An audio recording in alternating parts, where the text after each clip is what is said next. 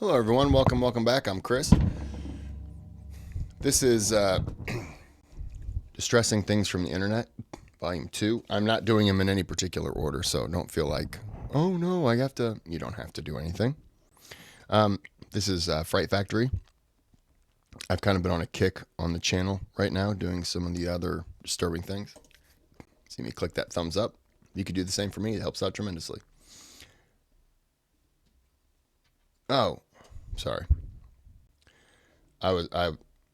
You can't see it, but I have a red, maybe you can, I don't know, but I have a red bar down here around the whole screen telling me I'm recording. And for some reason, I thought that was the bar for the thing. And I thought, I haven't watched this video yet. That's a me thing. You can subscribe to the channel if you'd like more stupidity like that. And you can donate to the channel through the thanks button. If you donate, request a video, your name's sponsoring that video. You can still request without the donation. It just takes a little bit longer. All right, let's get into some distressing things. No, this is approaching the goddamn left. Yeah, sign the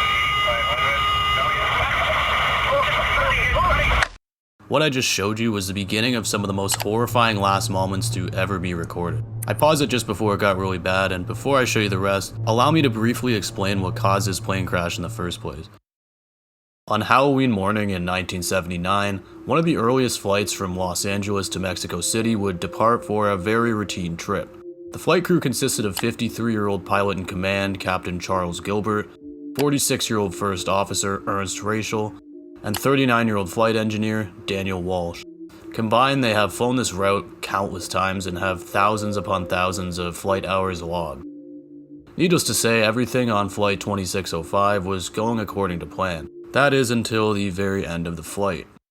I apologize. I'm drinking some Arizona green tea with ginseng. It's diet. It's fine.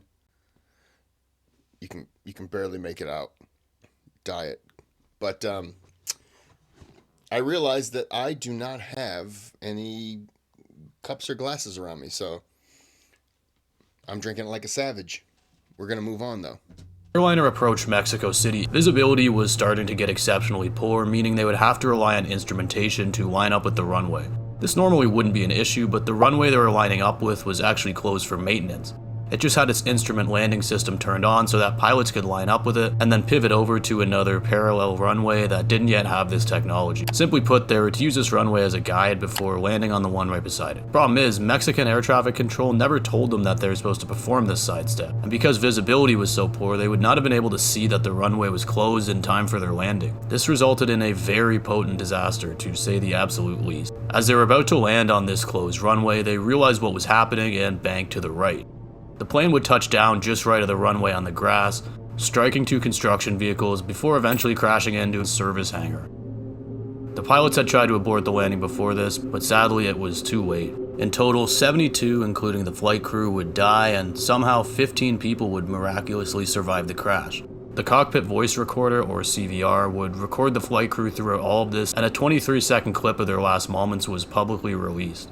The recording contains some of the most harrowing, gut-wrenching screams I've ever heard.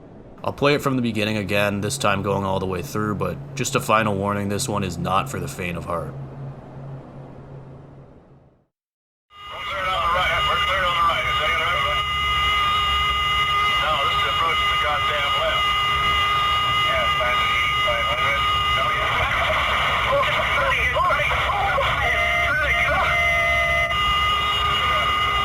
Jesus Christ! Get out!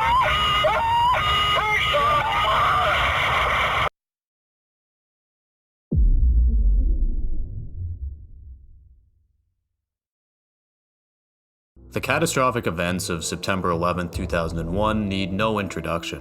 Resulting in almost 3,000 deaths and over 6,000 injuries, it was the worst attack to take place on US soil since the Japanese attack on Pearl Harbor in 1941. It would facilitate the global war on terror, change airport security measures forever, and leave a devastating hole in the history of one of the world's most prolific cities. Today, however, we're taking it back a little further than that to the year 2000, just under a year before the events of 9/11 would take place. On November 30th, 2000, a post would pop up on a popular aviation forum called airliners.net. At the time, it was just a theoretical question posed by a student, hidden in the obscurity of the 2000s internet. But later on, users would rediscover it, and in hindsight, it would take on an extremely eerie quality. The question was posed by user MD90 and was titled, "If a 707 hit the World Trade Center." The body of his post reads, "When the two towers that make up the World Trade Center were built, they were designed to withstand the impact of the largest airliner of the day, the Boeing 707 Intercontinental. The Empire State Building survived a B-25 medium bomber crashing into it on a very foggy day. It was during the weekend when most people weren't there, but still, 14 people died. Anyone want to bet that the World Trade Center could survive a 767-300 impact?" That last line is particularly creepy as just under a year later, Flight 11 and Flight 175, which were both Boeing 767s, would smash directly into the North and South Towers respectively, kicking off one of the most catastrophic days in US history. And stay with me because the responses to this post only get more eerie. Many responses were just people saying like, "Oh, let's not think about that," or addressing how morbid the post is, but others like this one predict in great detail what may happen. This scenario is really hellish. I think the flight disaster record might get reset by a lot.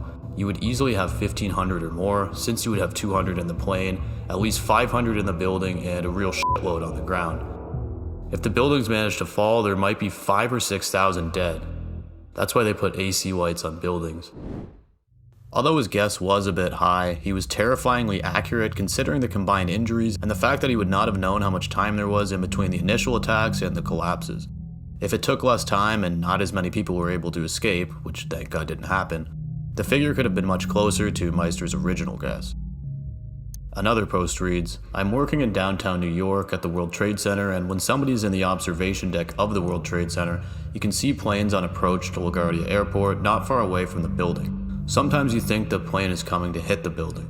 And for your information, planes do fly over Manhattan, and I always think, what if a pilot crashes a plane on us?"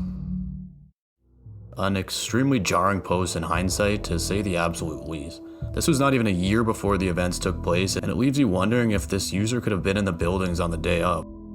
Well, I did my best to dig a little deeper, and I started by making an account so I could view AirFreak's profile. When I viewed it, their most recent posts were from 19 years ago, making them from 2005. And unless someone miraculously got into their profile and posted for another 4 years, I think it's safe to say that this user was still alive after 9/11. Additionally, I managed to find this post from 2002 where a user brought up their concerns for AirFreak, and another user quickly responded saying, "Don't worry, we checked up on him the day after the accidents and he is still alive and posting today. In fact, I saw a topic of his started yesterday." So through that lead, I managed to find one of AirFreak's own responses here. Someone made a post titled, "Reply AirFreak now," to where he responded, "Continental, I am fine, thank you for your thoughts. I know a lot of people who are working in World Trade Center and we must remain strong." So although the people he knew may not be as lucky, he was fine after all. I'm glad he's okay, as honestly my gut expected the worst when I first saw his comment. After just 20 posts, MD90's thread would quickly fall into obscurity amidst the 400,000 plus other posts on the site. That is until obviously 10 months later when the events of 9/11 took place. It didn't take very long afterwards for users to rediscover this thread either, as there's articles and threads from the day after on September 12th. This post obviously raised many flags, and it only took a couple days before the FBI got involved. As you can imagine, there was a pretty large divide.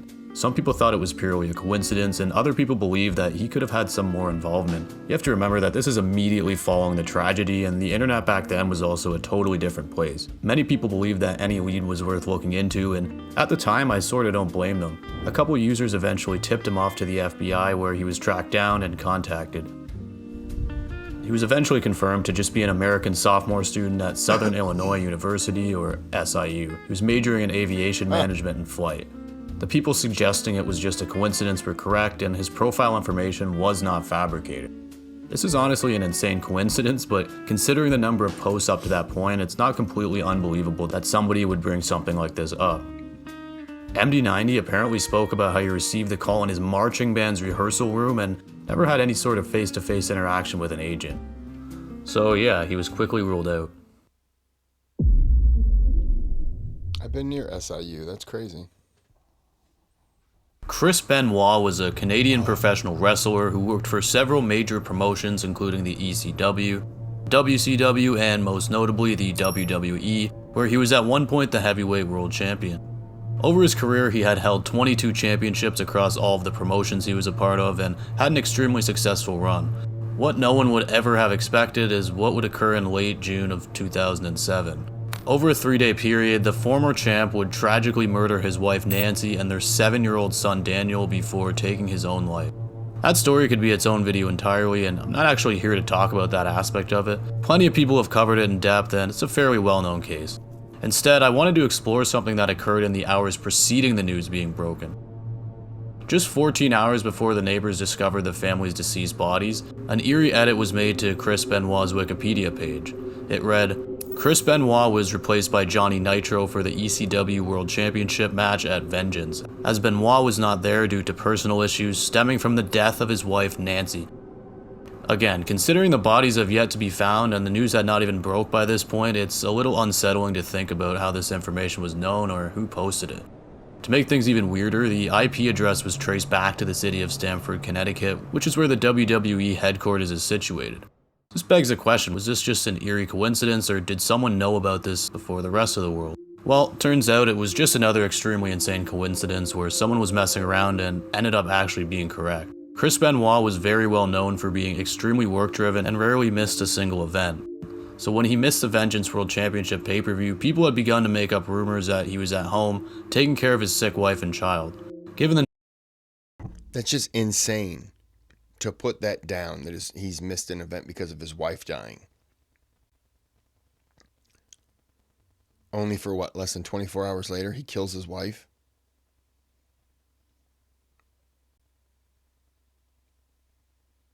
Like, of all the things, like, if that were me, I'd have been like, oh, he's out for the night because, he lost a toe due to a snapping turtle or something. You know what I mean? Like, it would have never been. And of course, if he did lose a toe because of a snapping turtle, that's just weird. But to the death of his wife, like, what? And I'm not saying, and I'm not throwing anything at the person who said it. It was just probably, like, oh yeah, his wife's dead. One of those people who just says that stuff. But to have been so, like, spot on, that's just weird. nature of the internet, especially the old internet, it's really no surprise that someone would have turned it into a death rumor. The part that's weird is that it actually ended up being true. The individual behind the edit ended up making a public apology and further emphasized how crazy of a coincidence this really was. Hey everyone, I'm here to talk about the Wikipedia comment that was left by myself. I just wanted to say that it was an incredible coincidence. Last weekend I had heard about Kris Benoit no-showing Vengeance because of a family emergency, and I had heard rumors about why that was. I was reading rumors and speculation about this matter online, and one of them included that his wife may have passed away, and I did the wrong thing by posting it on Wikipedia despite there being no evidence. I wish not to reveal my identity so I can keep me and my family out of this since they have nothing to do with anything. I'm not connected to WWE or Benoit at all in any way. I am from Stamford as the IP address shows, and I'm just an everyday individual who posted a wrongful remark at the time that received so much attention because it turned out to actually happen. So yeah, as far as I see, it was clear he had nothing to do with it or no real knowledge, and almost exactly like the previous entry, this was nothing more than an absolutely absurd coincidence. And with that all being said, that brings us to the end of this one. If you enjoyed, That's wow. That's wild.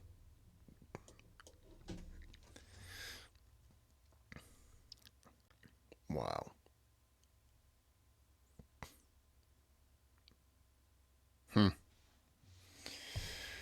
Okay. Well, we're going to go ahead and end it here. I hope it distressed you. I hate saying I hope you enjoyed the video because on things like this, you know what I mean, but it's tasteless. So I hope it distressed you, and let's be better. Until next time, have a good day, have a good night.